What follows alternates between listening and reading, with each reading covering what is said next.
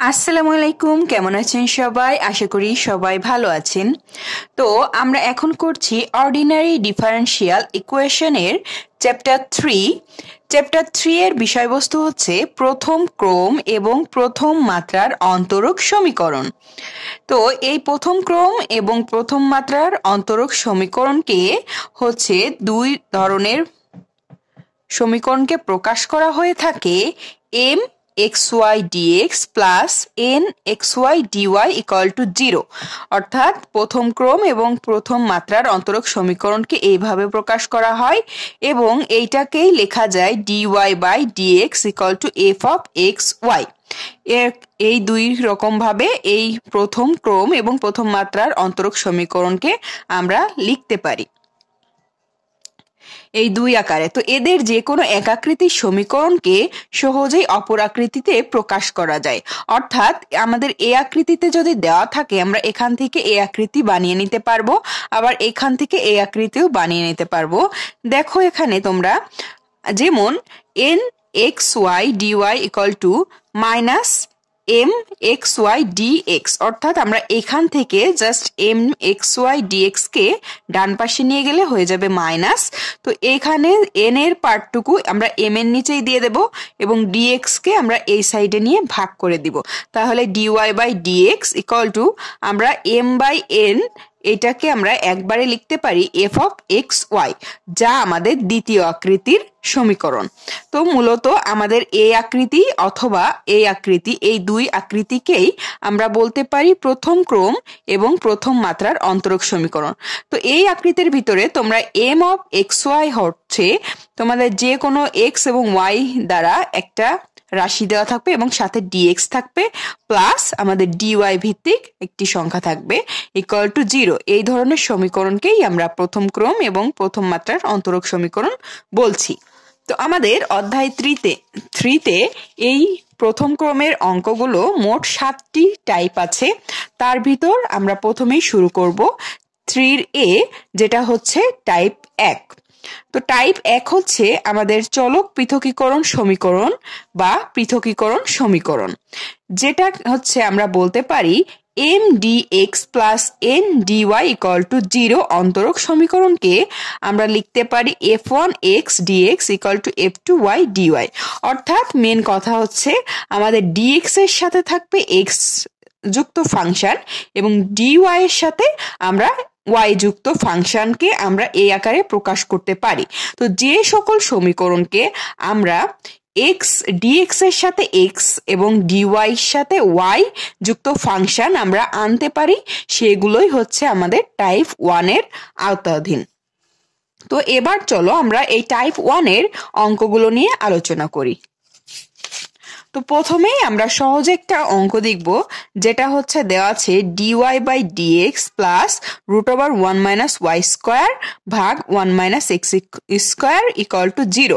তো দেখো আমরা কিন্তু বলেছিলাম dy by dx equal to আমাদের এফ অফ এক্স ওয়াই। এটা হচ্ছে আমাদের প্রথম ক্রম এবং প্রথম মাত্রার অন্তরক সমীকরণ, এভাবে প্রকাশ করা যায়। তো এইটাকে আমরা এই সাইডে নিয়ে চলে আসলে এইটাই আমাদের সেই এফ অফ এক্স ওয়াই। তো আমাদের এইটাকে প্রকাশ করতে হবে টাইপ 1 এর মাধ্যমে, অর্থাৎ এক্স এর সাথে আমাদের এক্স যুক্ত পদ এবং ওয়াই এর সাথে আমাদের ওয়াই যুক্ত পদকে যোগ আকারে আনতে হবে। তো চলো এবার আমরা অঙ্কটা খাতায় লিখে বুঝাই। তো আমরা অঙ্কটা খাতায় লিখে নিয়েছি। তো আমাদের মূলত তৈরি করতে হবে ওয়াই এর সাথে ওয়াই যুক্ত পদ এবং এক্স এর সাথে আমাদের এক্স যুক্ত পদকে আমাদের নিতে হবে। তো আমরা প্রথমেই এটাকে ডিওয়াই বাই ডিএক্স যোগ, আমরা যেহেতু রুটটা আমাদের পুরোটার উপর আছে আমরা আলাদা আলাদা করে ভাগ করে নিব, অর্থাৎ root over 1 by 1 minus root over 1 minus Y square এবং root over 1 minus x square, এইভাবে আমরা লিখতে পারি। এবার আমরা পুরো সমীকরণটাকে ডিএক্স দ্বারা গুণ করব। ডিএক্স দ্বারা গুণ করলে আমাদের নিচের ডিএক্স চলে যাবে, থাকবে ডিওয়াই যোগ আমাদের থাকবে 1 মাইনাস ওয়াই স্কোয়ার √1 - x² এবং এর সাথে হবে dx এবং 0-এর সাথে হলে 0, অর্থাৎ আমাদের dy এবং dx কে আমরা আলাদা করে নিলাম। তো এবার আমাদের x যুক্ত পদকে x এর সাথে রাখবো এবং y যুক্ত পদকে আমরা y এর সাথে নিয়ে যাব।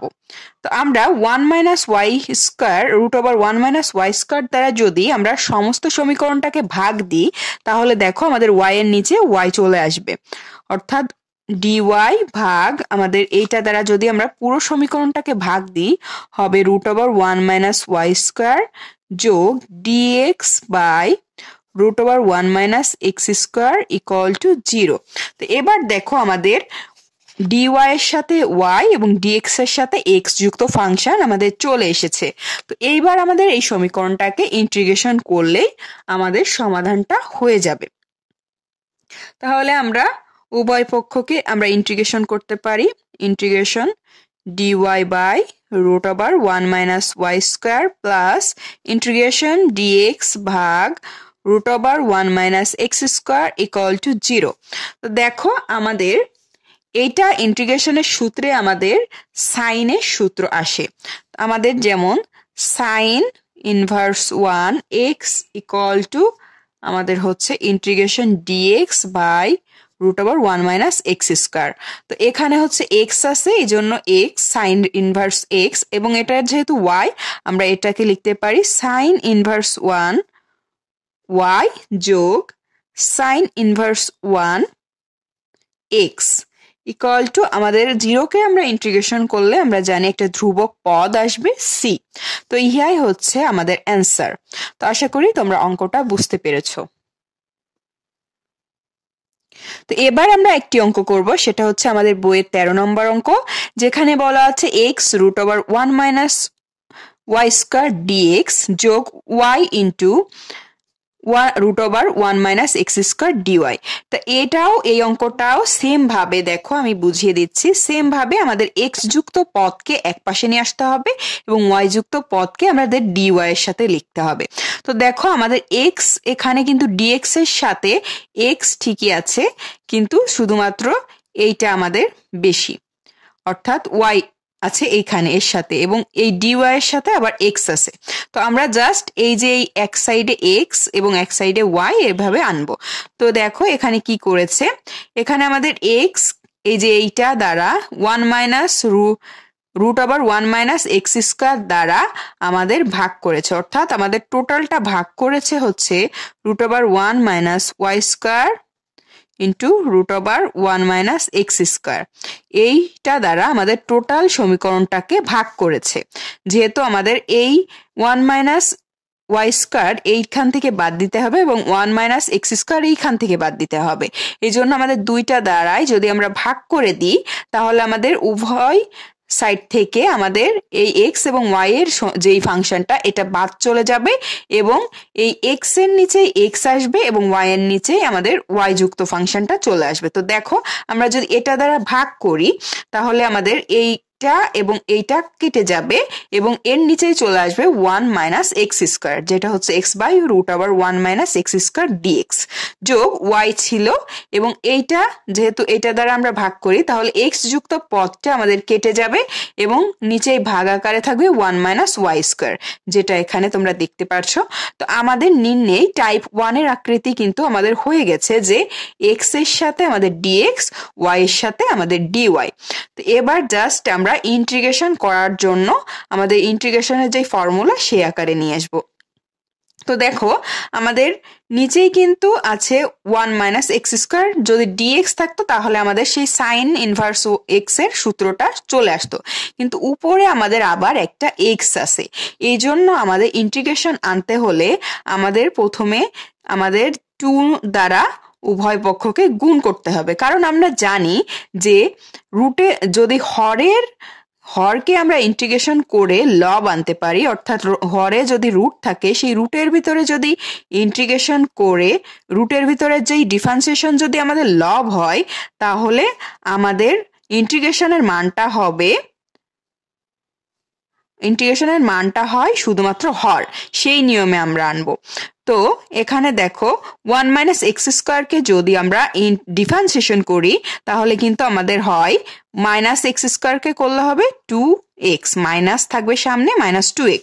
এই জন্যই জাস্ট আমরা এই x এর এখানে -2 এবং y এর এখানে -2 অর্থাৎ পুরো সমীকরণকে -2 দ্বারা গুণ করেছি। তো এবার দেখো 1 মাইনাস এক্স স্কোয়ারের ডিফারেন্সিয়েশনই কিন্তু -2x, এই জন্যই আমরা এখানে দিয়েছি 1 মাইনাস এক্স স্কোয়ারের ডি বাই, আমরা এটাকে লিখতে পারি -2x কে আমরা লিখতে পারি ডিফারেন্সিয়েশন 1 মাইনাস এক্স স্কোয়ার, আবার -2y কে আমরা লিখতে পারি ডিফারেন্সিয়েশন 1 মাইনাস ওয়াই স্কোয়ার। তো এইভাবে আমরা লিখতে পারি।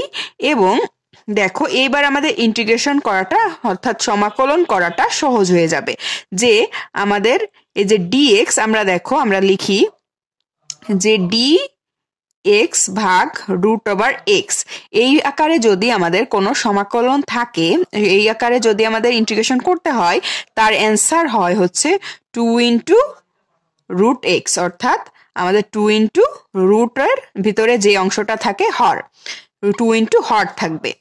অর্থাৎ যদি হরকে আমাদের অন্তরীকরণ করলে লব পাওয়া যায় তাহলে আমাদের অ্যান্সার হয় 2 ইন্টু হর। তো সেই সূত্রটা আমাদের সমাকলনের পড়েছে, যেটা তোমরা ইন্টারমিডিয়েটে এবং ক্যালকুলাস 1-এ তোমরা কিন্তু এই ধরনের অঙ্ক করে এসেছো। তো আমাদের সেই সূত্র অনুযায়ী আমাদের সমাকলন করলে আসবে 2 ইন্টু আমাদের হরটা। তোমরা আশা করি নিয়মটা বুঝতে পেরেছো, যে আমাদের dx বাই √dx থাকলে আমাদের এই যে এরকম একটা অ্যান্সার আসে 2 ইন্টু √x। তো 2 ইন্টু আমাদের রুটের ভিতরে যা থাকবে সেইটা হবে, এবং এইটাও সেম নিয়ম, জাস্ট y আছে। এবং আমাদের দেখো 0-কে করলে কিন্তু আমাদের একটা ধ্রুবক সংখ্যা আসবে। তো যেহেতু আমাদের এখানে 2 আছে, এখানে 2 আছে, আমরা এই 2-কে উঠিয়ে দেব, এই জন্য আমরা এখানে 2c নিয়ে এসেছি। যে কোনো ধ্রুবক সংখ্যা তোমার ইচ্ছা মতো আনতে পারবে। তো আমরা উভয় পক্ষ থেকে 2 উঠিয়ে দেব এবং থাকবে আমাদের এইটা। তো এটাই হচ্ছে আমাদের সমাধান। তো আশা করি অঙ্কটা তোমরা বুঝতে পেরেছো। আমি ওই আগের সেম নিয়মেরই অঙ্ক, এজন্য বই থেকেই বুঝিয়ে দিলাম তোমাদের।